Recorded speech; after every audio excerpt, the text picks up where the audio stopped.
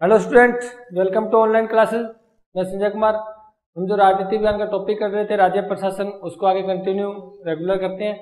देखो, राज्य प्रशासन के अंदर हमने ये बात की थी भी जैसे केंद्र के अंदर व्यवस्था हमारी संसदीय तंत्र को अपनाया गया है, उसी प्रकार राज्यों में भी संसदीय जो तंत्र है उसको अपनाया गया है। उसी के अकॉर्डिंग हम बात करते हैं। दो प्रकार की कार्यपालिका है, नाम मात्र की और वास्तविक कार्यपालिका। और उसके अंदर हम कर रहे थे नाम मात्र की कार्यपालिका, यानी हम बात पढ़ रहे थे राज्यपाल के बारे में। इसके बारे में पढ़ रहे थे राज्यपाल। देखो, राज्यपाल के बारे में हम कुछ पढ़ भी चुके हैं। एक बार मैं इसको आर्टिकल को एक बार बता देता हूँ, क्योंकि मैंने आपको कहा था हम प्रत्येक क्लास में जब तक राज्यपाल चलेगा तब तक हम आर्टिकल को पढ़ेंगे। जब प्रत्येक क्लास में उसका अध्ययन करेंगे तो वो हमारे क्या हो जाएगा, स्थायी हो जाएगा। ठीक है, हमने पढ़ा था एक तो आर्टिकल 153, आर्टिकल 153 राज्यपाल के पद की व्यवस्था है। हमने पढ़ा था आर्टिकल 154 राज्यपाल के पास क्या होगी, कार्यपालिका, यानी राज्यपाल के पास कार्यपालिका शक्तियां निहित होगी या राज्यपाल को कार्यपालिका शक्तियां दी गई है टोटल। हमने पढ़ा था आर्टिकल 155, इसके तहत क्या है, राज्यपाल की नियुक्ति है, राज्यपाल की नियुक्ति, और नियुक्तिकर्ता कौन है भी, राष्ट्रपति। इस चीज को पढ़ चुके हम। उसके बाद हमने और कोई आर्टिकल पढ़ा था 163, इसके बारे में आपको बताया था भी राज्यपाल एक अपने स्वविवेकी शक्तियों को छोड़कर बाकी जो शक्तियों का यूज करेगा, उसका उपयोग करेगा, वो उस राज्य की मंत्री परिषद व उसके अध्यक्ष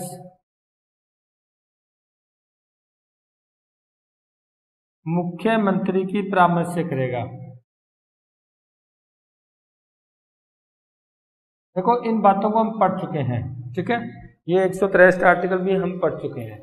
अब आगे हमने जो हमारी पिछली वीडियो थी उसके अंदर हमने छोड़ा था भी राज्यपाल से संबंधित कुछ परंपराएं थी। ठीक है, उन परंपराओं के बारे में हमने पढ़ा था।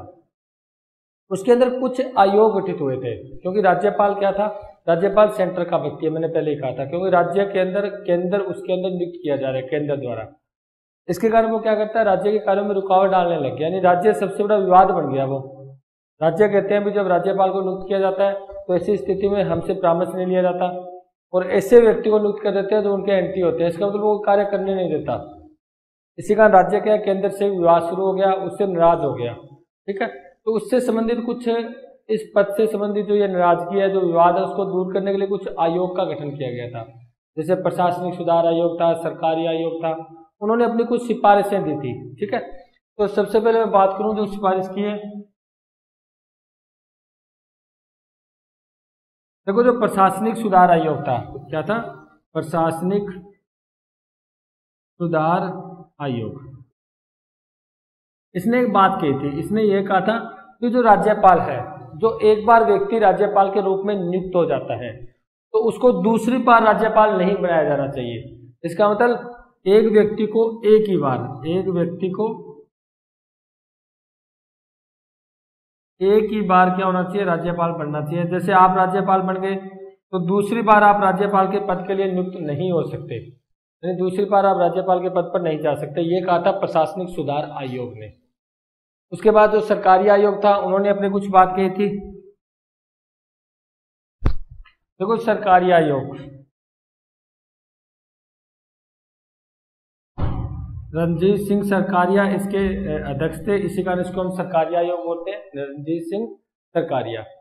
देखो, सरकारी आयोग ने कहा था, पहली बात उन्होंने ये बात कही थी भी जो एक व्यक्ति राज्यपाल बन जाता है, उसके राज्यपाल जैसे नियुक्त हो गया और उसके 5 साल कंप्लीट हो गए, उसके बाद उसको कोई भी लाभ का पद नहीं मिलना चाहिए, लाभ का पद नहीं मिलना चाहिए। एक बात उन्होंने ये कही थी भी जो राज्यपाल है, जैसे राज्यपाल आप बन चुके हैं, जैसे आपकी नियुक्ति हो चुकी है, आपके 5 साल कंप्लीट हो चुके हैं, उसके बाद जैसे आप यहाँ से पद मुक्त होंगे तो आप उसके बाद लाभ का पद नहीं ले सकते कोई भी। ये लाभ का पद अगर मिलना हो ना, तो फिर वो राजनीतिज्ञ के रूप में, एक दल के रूप में पड़ जाता है, क्योंकि उसको पता है मैं पद मुक्त के बाद एक बढ़िया लाभ का पद ले सकता हूँ। फिर वो क्या कर देता है, भेद करना शुरू कर देता है, या मान के चलो केंद्र के पक्ष में बात रखनी शुरू कर देता है। तो इस स्थिति से छुटकारा पाने के लिए उन्होंने कहा था भी लाभ का पद मिलना ही नहीं चाहिए इसको, ठीक है। एक बात इन्होंने ये कही भी, जो आर्टिकल 155 है इसमें कुछ परिवर्तन करना चाहिए। आर्टिकल 155 में क्या करना चाहिए, परिवर्तन करना चाहिए। क्या परिवर्तन, देखो आर्टिकल 155 में है क्या, आर्टिकल 155 में है राष्ट्रपति द्वारा राज्यपाल की नियुक्ति, राष्ट्रपति द्वारा राज्यपाल की नियुक्ति है या नहीं। भाई राज्यपाल जो नियुक्त होता है वो आर्टिकल 155 में होना चाहिए। और सरकारी आयोग ने कहा था इसके अंदर परिवर्तन होना चाहिए। क्या परिवर्तन होना चाहिए, जब उसकी नियुक्ति की जाती है तो मुख्यमंत्री से परामर्श लेना चाहिए, उस राज्य के मुख्यमंत्री से क्या लेना चाहिए, परामर्श लेना चाहिए। ये बात कही थी सरकारी आयोग ने, क्योंकि पहले क्या होता था और अब भी होता है, परंपराएं हैं, मुख्यमंत्री से परामर्श ली जाती है नहीं लिया जाता, ये तो केंद्र पर डिपेंड करता है। लेकिन उन्होंने कहा था, अपनी एक सिफारिश दी थी भी ऐसा होना चाहिए अगर हम इससे विवाद को खत्म करना चाहते हैं। तो ये एक तो लाभ का पद उसको नहीं मिलना चाहिए, दूसरा जो 155 है उसके अंदर जो राष्ट्रपति द्वारा नियुक्ति की जाती है, ऐसी स्थिति में मुख्यमंत्री से क्या लेना चाहिए, परामर्श या सलाह लेना चाहिए, सलाह लेनी चाहिए। एक उन्होंने एक बात और कही थी जो मैं आपको बता भी चुका हूं, लेकिन आज और कर लेते हैं एक बात। देखो सरकारी आयोग ने ये कहा था कि अगर केंद्र में जिस पार्टी की सरकार है, केंद्र में जिस पार्टी की सरकार है उस पार्टी से संबंधित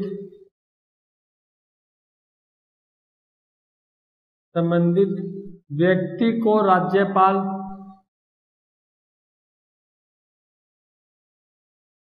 उस राज्य में नियुक्त नहीं करना चाहिए,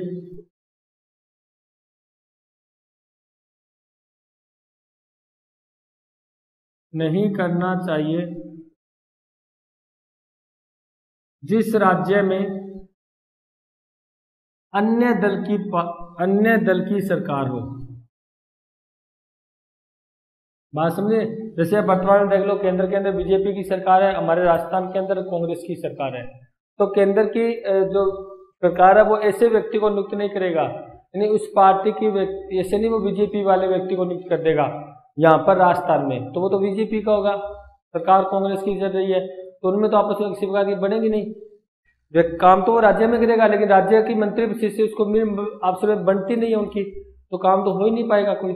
इसीलिए इसकी बात की थी सरकारी आयोग ने भी उस पार्टी से संबंधित व्यक्ति को राज्यपाल नियुक्त नहीं किया जाएगा जिस राज्य में उसकी एंटी पार्टी है, यानी कोई अन्य दल की सरकार है, ठीक है। केंद्र में केंद्र राज्य में जब एक पार्टी की सरकार हो फिर तो कोई दिक्कत नहीं है, उस पार्टी का व्यक्ति नियुक्त हो सकता है।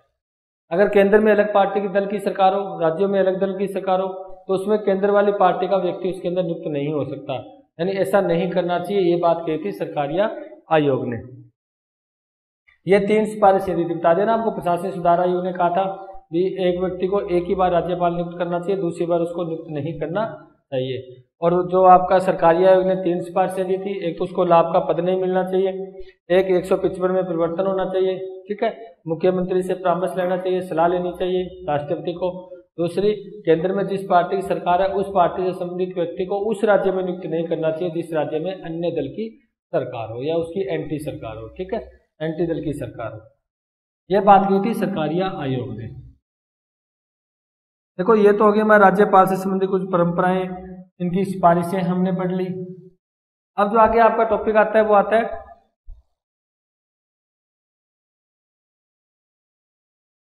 राज्यपाल की शक्तियां।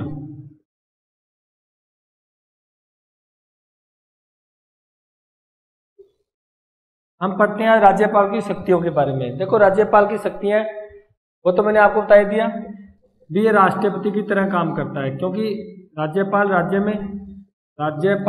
राज्य में संवैधानिक अध्यक्ष होता है या नाममात्र का अध्यक्ष होता है, और जो राष्ट्रपति होता है वो केंद्र में संवैधानिक अध्यक्ष होता है या नाममात्र का अध्यक्ष होता है। इसके कारण हम कह सकते हैं जो केंद्र में राष्ट्रपति काम करता है, जो केंद्र में राष्ट्रपति काम करता है वही काम राज्यों में राज्यपाल करता है। कह सकते हैं ये बात ना?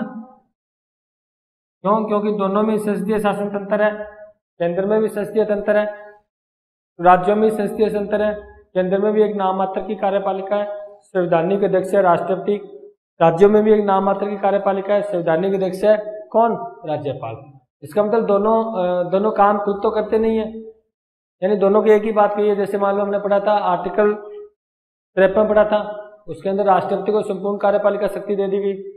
आपने आर्टिकल 154 पढ़ा था, उसके अंदर राज्यपाल को संपूर्ण कार्यपालिका शक्ति दे दी गई, लेकिन साथ में ये भी कह दिया गया प्रधानमंत्री जो राष्ट्रपति काम करेगा वो मंत्री सीधे प्रधानमंत्री की सलाह पर करेगा। आर्टिकल 74 पढ़ा था, यहाँ पर यही बात कह दी गई कि जो राज्यपाल काम करेगा वो मंत्री परिषद उसके अध्यक्ष मुख्यमंत्री की सलाह से काम करेगा। आपने आर्टिकल 163 पढ़ा। इसका मतलब दोनों काम तो कुछ करते नहीं है, दोनों सलाह से काम करते हैं। तो हम कह सकते हैं जो केंद्र में राष्ट्रपति काम करता है वही राज्यों में राज्यपाल काम करता है। इसके लिए एक दुर्गादास बसु व्यक्ति था, दुर्गादास बसु। ये क्या है आपके सिलेबस में भी है, इसका एक स्टेटमेंट आया था राज्यपाल की शक्तियों के बारे में, वो पढ़ लेते हैं। देखो दुर्गादास बसु ने ये कहा था भी जो राज्यपाल की शक्तियां वो राष्ट्रपति की शक्तियों की तरह ही है। राज्यपाल की शक्तियां राष्ट्रपति की शक्तियों की तरह ही है, शक्तियों की तरह ही है।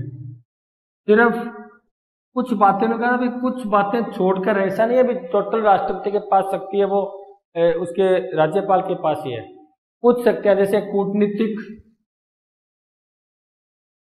जैसे सैनिक, और जैसे बात करते हैं हम संकटकालीन, आपातकाल पढ़ा था ना, उसको संकटकालीन शक्तियां बोलते हैं। ये तीन शक्तियों को छोड़कर ये बात कही थी दुर्गादास बसु ने।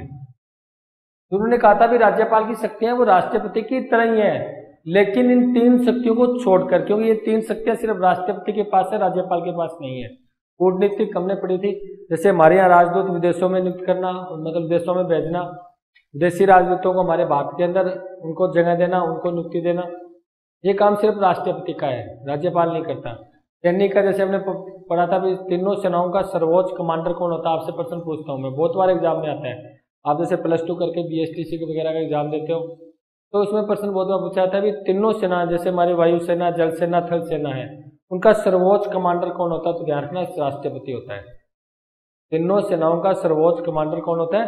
राष्ट्रपति होता है, यानी वो शक्ति। और बात करें संकटकालीन, हमने पढ़ा था आपातकाल 352, 356 और आर्टिकल 360 पढ़ा था ना, यानी वो शक्तियां सिर्फ राष्ट्रपति के पास है, राज्यपाल के पास नहीं है। यही बात उन्हें दुर्गादास बसु ने कही थी कि वैसे तो राज्यपाल की शक्तियां वो राष्ट्रपति की शक्तियों की तरह ही है, लेकिन सिर्फ तीन शक्तियों को छोड़कर, ये शक्तियां सिर्फ राष्ट्रपति के पास है, राज्यपाल के पास नहीं है।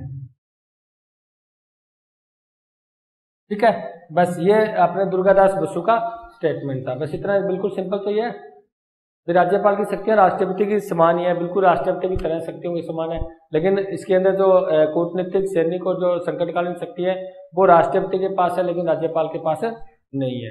अब हम इसको पूरा विस्तृत से करते हैं, इनकी शक्तियों की बात करते हैं। दुर्गादास बसु को हमने पढ़ लिया, उसकी जो बात थी, उसकी जो स्टेटमेंट थी वो हमने पूरी की। अब आपका आता आगे शक्तियां ही।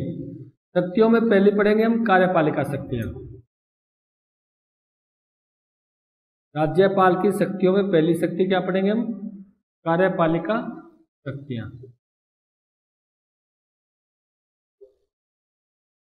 देखो वही हमने राष्ट्रपति में पढ़ा था, ये इसमें पढ़ रहे हैं, और हम ये पढ़ भी चुके हैं, क्योंकि आर्टिकल 154 में स्पष्ट रूप से लिखा गया है भाई संविधान के अनुसार राज्य की संपूर्ण कार्यपालिका शक्तियां राज्यपाल में निहित होगी, है या नहीं? ये आपने आर्टिकल 153 में राज्यपाल था, 154 के अंदर हमने पढ़ा था भी टोटल कार्यपालिका शक्तियों भी वो राज्यपाल में निहित होगी, और वह उस शक्तियों का प्रयोग स्वयं या अपने जो अधिकारी होते हैं अधिकारियों द्वारा करवाएगा, है या नहीं? ये हम पढ़ ही क्या रहे हैं, कार्यपालिका शक्तियां पढ़ रहे हैं। और 154 में बात भी ये कही गई है, तो जो राज्य की कार्यपालिका शक्ति होगी वो राष्ट्रपति में निहित होगी या राष्ट्रपति के अधीन होगी, और वो उसका प्रयोग या तो स्वयं करेगा या अपने अधिकारियों के द्वारा उसका वो क्या करेगा, प्रयोग करवाएगा। और इसके अंदर एक आर्टिकल 166 में मिलता है आपके, आर्टिकल 166 166। ये क्या कहता है, आर्टिकल 166 आपको कहता है भी जो राज्यों के अंदर कार्यपालिका शक्ति, जो भी काम होता है राज्य, जो भी काम होता है राज्य के,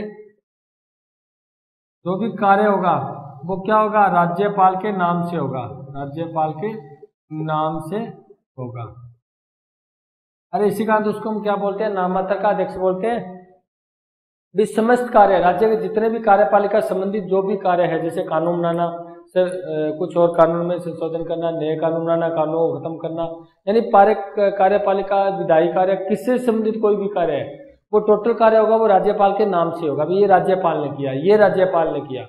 क्यों? क्योंकि संविधान ने शक्ति राज्यपाल को दिया। अंतिम रूप से राज्यपाल के साइन होते ही होते हैं, हस्ताक्षर होते ही होते हैं। ठीक है, जब भी कोई निर्णय लेती है, जैसे मंत्री सीधे मुख्यमंत्री निर्णय लेगा, उसको राज्यपाल से पास करवाना ही पड़ेगा, यानी राज्यपाल उस पर साइन करेगा। इसका मतलब जो भी संपूर्ण कार्य होगा राज्य में, संपूर्ण कार्य वो किसके नाम से होगा, राज्यपाल के नाम से होगा। ये आर्टिकल 167 आपको बोलता है। भी कार्यपालिका संबंधी जितने भी कार्य हो रहे हैं, क्योंकि हम कार्यपालिका शक्तियां पढ़ रहे हैं, वो टोटल राष्ट्रपति के नाम से ही होंगे। राष्ट्रपति का नाम जोड़ा, सॉरी राज्यपाल का। तो ये काम किया किसने किया, राज्यपाल ने किया। उसकी कार्यपालिका शक्ति की हम बात करें तो आर्टिकल 154 में कार्यपालिका शक्ति है उसके पास, और आर्टिकल 155 के तहत वो क्या करता है, मुख्यमंत्री की नियुक्ति करता है। पढ़ा था ना हमने, आर्टिकल 155 के तहत वो मुख्यमंत्री की नियुक्ति करता है, और मुख्यमंत्री के परामर्श से, मुख्यमंत्री के परामर्श से अन्य मंत्रियों की नियुक्ति करता है।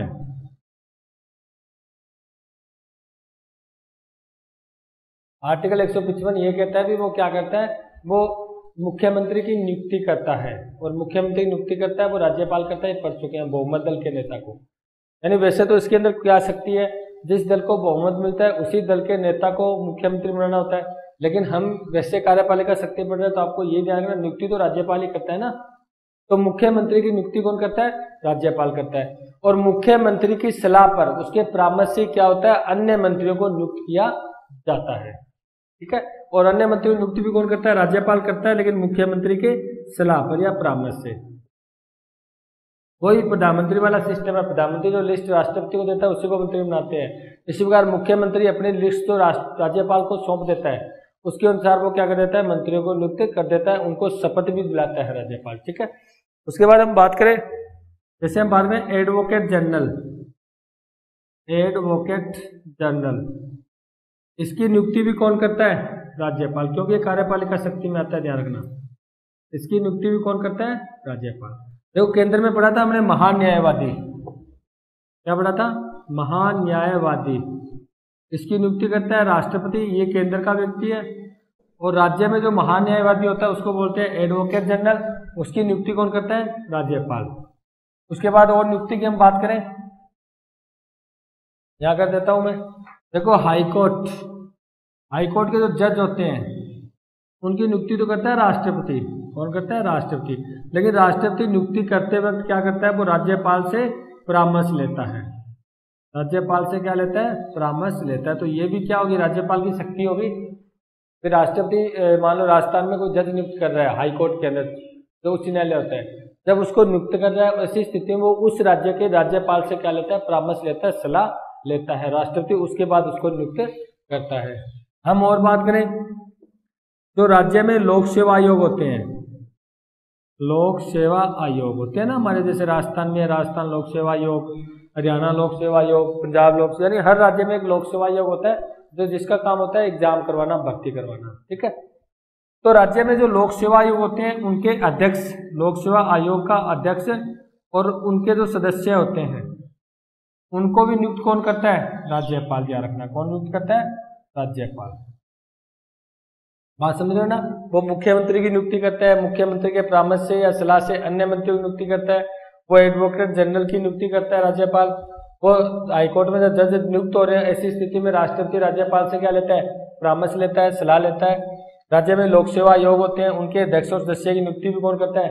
राज्यपाल करता है। अगर आप बात करें जैसे जिला में जिला कोर्ट होती है, जो जिला न्यायालय होते हैं ना, न्यायालय, तो सबसे ऊपर सुप्रीम कोर्ट, हाई कोर्ट, फिर जिला जो डिस्ट्रिक्ट कोर्ट होती है, जिला न्यायालय होते हैं, ठीक है। उसके अंदर जो जजों की नियुक्ति होती है, जजों की नियुक्ति, उसकी नियुक्ति कौन करता है? राज्यपाल करता है। और ध्यान रखना, ये राज्यपाल उसकी नियुक्ति करने से पहले हाई कोर्ट के मुख्य न्यायाधीश से परामर्श लेता है।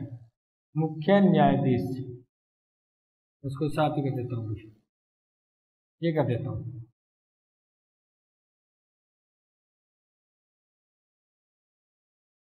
एक नियुक्ति की बात की वजह से जिला न्यायालय है, जिला न्यायालय में जजों की नियुक्ति, देखो हाई कोर्ट में तो जजों की नियुक्ति राष्ट्रपति करता है, हाई कोर्ट और सुप्रीम कोर्ट में। और जब वो हाई कोर्ट में उच्च न्यायालय में करता है, ऐसी स्थिति में वो राज्यपाल से परामर्श लेता है। लेकिन जब जिला न्यायालय होते हैं, उसमें जजों की नियुक्ति कौन करता है? राज्यपाल करता है। लेकिन नियुक्ति करते वक्त क्या लिखेंगे हम? जजों की नियुक्ति हाई कोर्ट या उच्च न्यायालय के मुख्य न्यायाधीश के परामर्श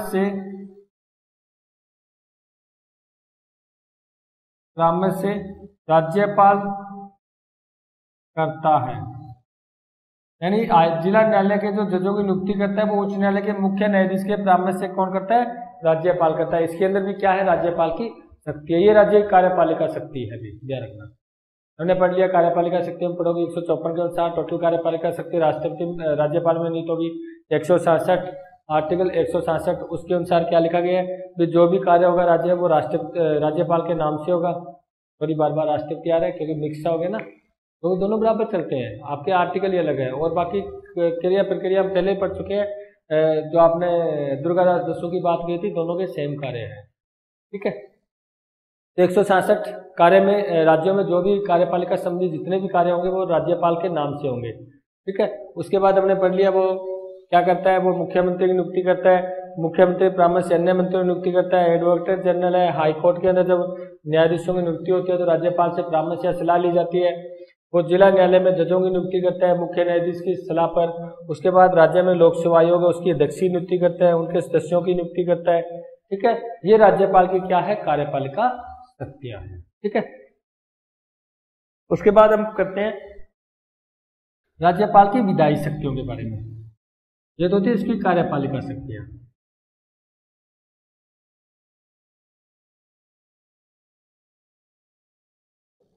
दूसरी पढ़ेंगे हम राज्यपाल की विधायी शक्तियां।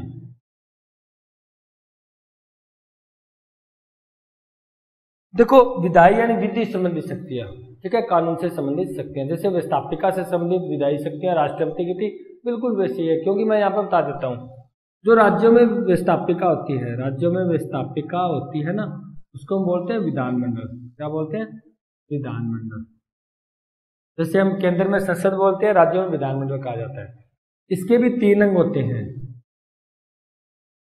एक तो होती है विधानसभा, एक होती है विधान परिषद, और एक इसके अंदर होती है जो तीसरा अंग होता है राज्यपाल। और ये आर्टिकल 168 बोलता है, यहाँ लिख देता हूँ मैं, आर्टिकल 168। आर्टिकल 168 में कहा गया कि जो राज्यपाल होगा ना, राज्यपाल, वो विधानसभा का या विधानमंडल का अभिन्न अंग होगा। और वहां पर राष्ट्रपति अभिन्न अंग होता है, यहाँ पर राज्यपाल अभिन्न अंग होता है, ठीक है।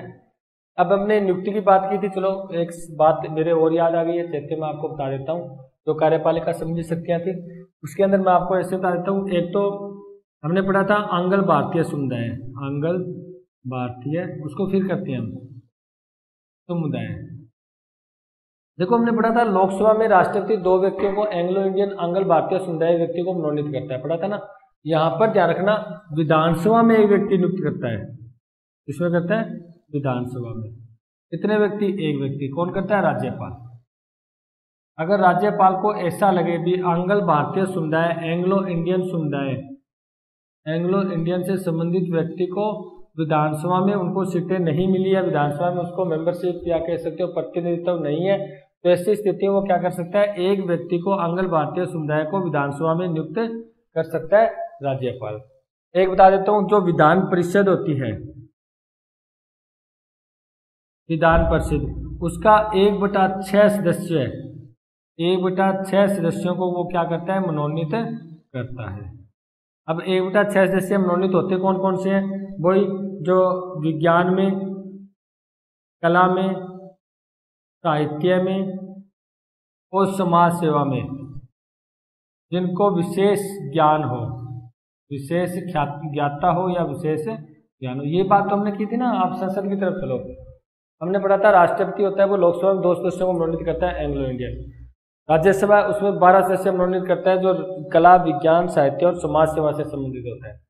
कोई बात यहाँ पर है, यहाँ पर विधानसभा में 1 सदस्य मनोनीत करता है राज्यपाल, तो एंग्लो इंडियन सोसाइटी से संबंधित होता है या आंग्ल भारतीय समुदाय से संबंधित होता है विधानसभा में, और विधान परिषद में 1/6 सदस्यों को क्या करता है? वो मनोनीत करता है। ठीक है, तो ये मनोनीत से संबंधित बात आ गई। 1/6 यानी हो सकता है अलग अलग सदस्य हो, इसलिए देखो राज्यसभा में तो स्पष्ट कहा गया भी 12 सदस्य इससे संबंधित होंगे जो राष्ट्रपति मनोनीत करेगा, लेकिन यहाँ पर तो फिक्स तो सदस्य है नहीं, वो तो अलग अलग राज्यों में अलग अलग सदस्य होंगे। तो 1/6 जितने भी सदस्य होंगे उसका 1/6 सदस्य मनोनीत करेगा, वो राज्यपाल करेगा। ठीक है, अब देखो हम बात करें आर्टिकल 168 में स्पष्ट रूप से कहा गया भी जो राज्यपाल है विधानमंडल का अभिन्न अंग होगा।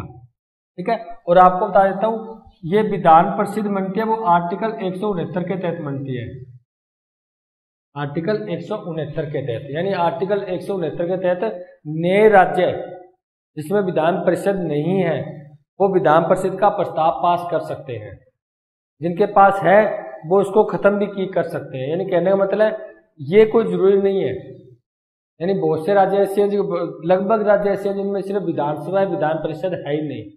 जैसे राजस्थान में सिर्फ विधानसभा विधान परिषद नहीं है, और मैंने इसके बारे में आपसे चर्चा भी की थी।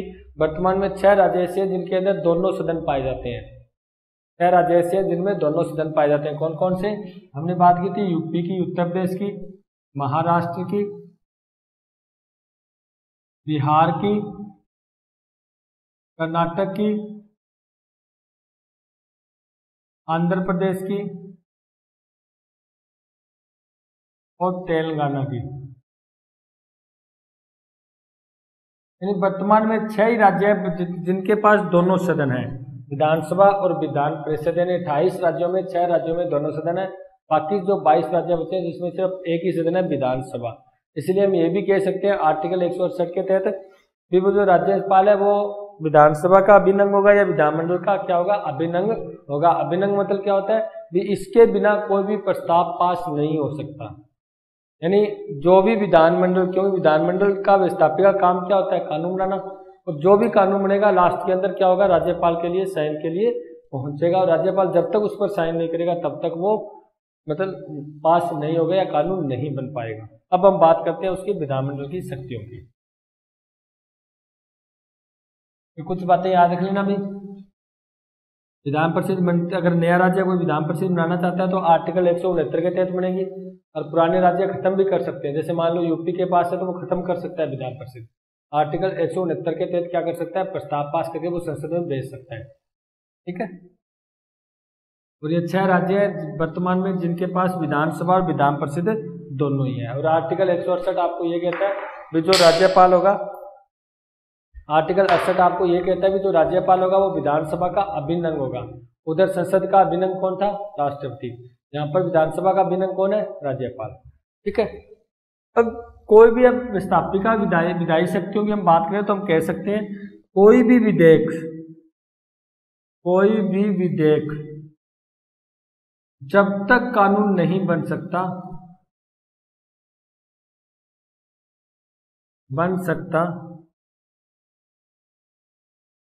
चलिए, तब तक कानून नहीं बन सकता जब तक राज्यपाल उस पर हस्ताक्षर न कर दे। सिस्टम वही होता है केंद्र वाला ही, कोई दिक्कत नहीं है, यहाँ मैं राज्यपाल लिख देता हूँ, सेम वही होता है। मान लो कोई प्रस्ताव है, कानून बनाने का विधेयक है, वो विधेयक मान लेते हैं विधानसभा में आया, यहाँ पर पास हो गया, अगर विधान परिषद है उस राज्य में तो वहां पर भी पास कराना पड़ेगा, लास्ट के अंदर वो किसके पास जाएगा, राज्यपाल के पास। यदि विधान परिषद है तो पास हो जाए उसमें जाएगा, नहीं है तो सीधा यहाँ से पास हो किसके पास जाएगा, राज्यपाल के पास जाएगा। अब राज्यपाल के पास देखो, राष्ट्रपति के पास तो 3 ही ऑप्शन थे, लेकिन राज्यपाल के पास 4 ऑप्शन हो जाते हैं।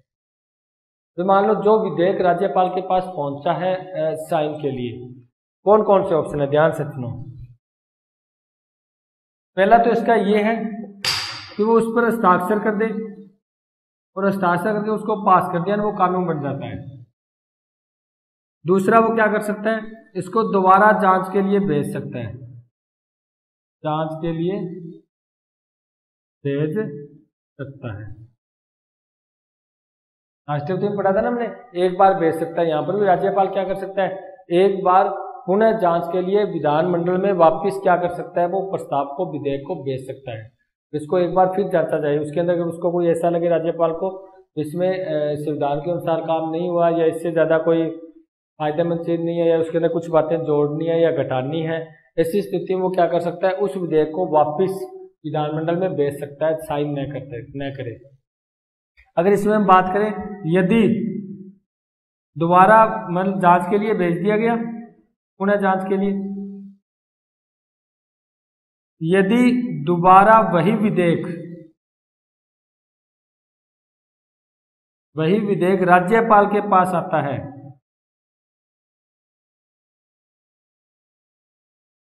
तो राज्यपाल को साइन करने ही पड़ते हैं, राज्यपाल को हस्ताक्षर करने ही पड़ते हैं। बात समझे नहीं समझे?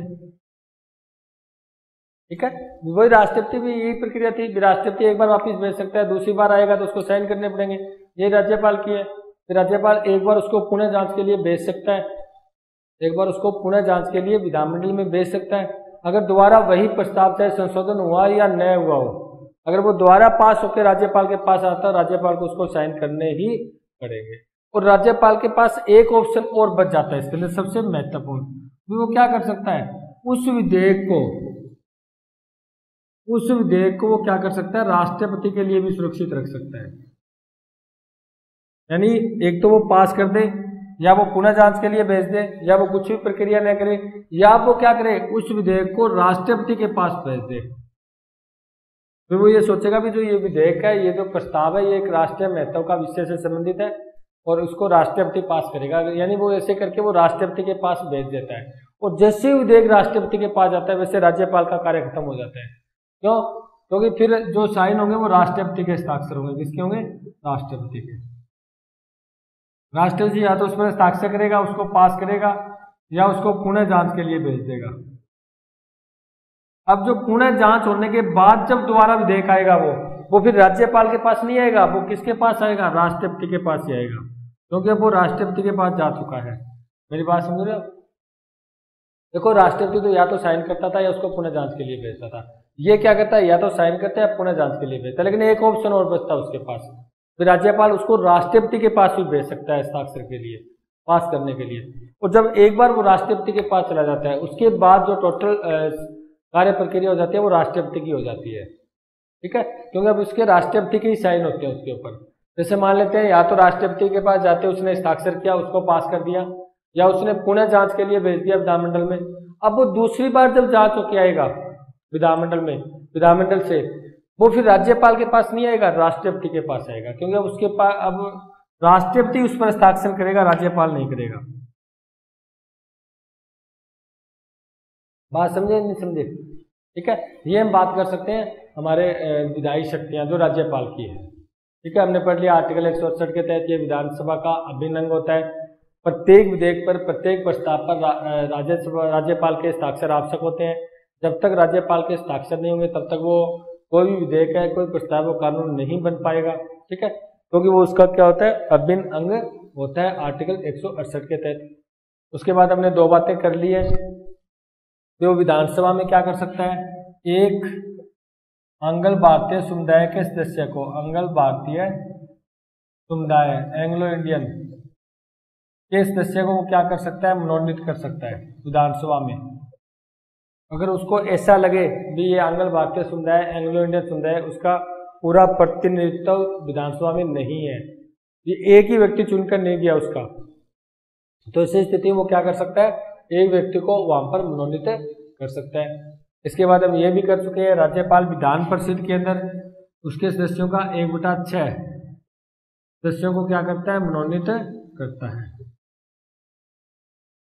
टोटल जितने मेंबर होते हैं विधान परिषद के उसका 1/6, जैसे मान लें 100 है तो 100 का 1/6, 50 है तो 50 के 1/6, एंड टोटल विधान परिषद के जैसे जितने मेंबर होंगे उसका 1/6 भाग क्या करता है, वो मनोनीत करता है। और करता ये एक करता है वो तो अंगल भारतीय समुदाय से करता है, संबंधित है, और वो 1/6 करता है वो होता है विज्ञान, कला, साहित्य और समाज सेवा से जो विशेष ज्ञाता होते हैं, विशेष ज्ञान रखते हैं, जो स्पेशलिस्ट जिनको नॉलेज होता है, उन्हीं को वो क्या करता है, उसमें मनोनीत करता है। ठीक है, ये होगी राज्यपाल की हमारी विधायी प्रक्रिया। उसके बाद जो राज्यपाल के पास हमने ये भी बात की थी, विधेयक से संबंधित जो प्रस्ताव आता है उसको वो पास भी कर सकता है, उसको पुनः जांच के लिए भेज सकता है और उसको राष्ट्रपति के पास भी भेज सकता है। ठीक है, अब उसके बाद नेक्स्ट पढ़ते हैं उसकी वित्तीय शक्ति।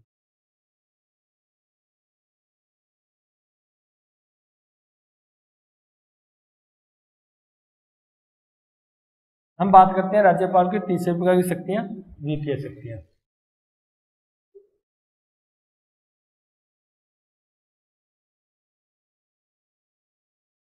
देखो राज्यपाल के पास वित्तीय शक्तियां भी है, राज्यपाल के पास क्या है, वित्त से संबंधित भी शक्ति है। क्यों? क्योंकि जो राज्य का पूरा वार्षिक, राज्य का जो वार्षिक जो आय का लेखा जोखा होता है, हम बात करते हैं बजट होता है जो, ठीक है, आय और व्यय का जो पूरा लेखा जोखा होता है उसको, बजट को बनाना और उसको विधानमंडल में या विधानसभा में पेश करना, ये दोनों काम किसका होता है, राज्यपाल का होता है। यानी राज्यपाल उसको बनाने का, देखो बनाता तो ये नहीं है, ये तो वित्त मंत्री का काम होता है, लेकिन हम क्योंकि नाम मात्र की बात करें इसका मतलब नाम तो राज्यपाल का ही होगा, क्योंकि हम बात कर चुके हैं आर्टिकल 166 के तहत कि राज्य में जो भी कार्य होंगे वो राज्यपाल के नाम से होंगे, राज्यपाल के नाम से होंगे। इसका मतलब टोटल वित्तीय विवरण होता है, जो वित्तीय वर्ष का जो विवरण होता है उसको तैयार करना, वित्तीय विवरण, वित्तीय वर्ष कौन सा होता है पता है ना आपको, जो 1 अप्रैल से 31 मार्च होता है। वित्तीय वर्ष 1 जनवरी से शुरू नहीं होता, वित्तीय वर्ष होता है वो 1 अप्रैल से शुरू होता है, 31 मार्च को खत्म होता है। इस वर्ष के दौरान, जो वित्तीय वर्ष के दौरान जो भी लेखे जोखे हैं, जो भी जितने भी विवरण है, टोटल जो उसका विवरण है, पूरा विवरण, उसको तैयार करना राज्यपाल का काम होता है, और उसको विधानमंडल में पेश करवाना भी क्या होता है, राज्यमंडल का, राज्यपाल का काम होता है। उसके बाद कोई भी धन विधेयक होता है, कोई भी धन विधेयक वो विधानसभा में रखा जाता है, लेकिन विधानसभा में रखने से पहले क्या होता है, राज्यपाल की पूर्व परमिशन आवश्यक होती है, राज्यपाल की पूर्व परमिशन। हमने पढ़ा था ना राष्ट्रपति में भी, लोकसभा में धन विधेयक रखा जाता है तो राष्ट्रपति की पूर्व परमिशन ली जाती है, यहाँ पर भी ऐसा ही होता है।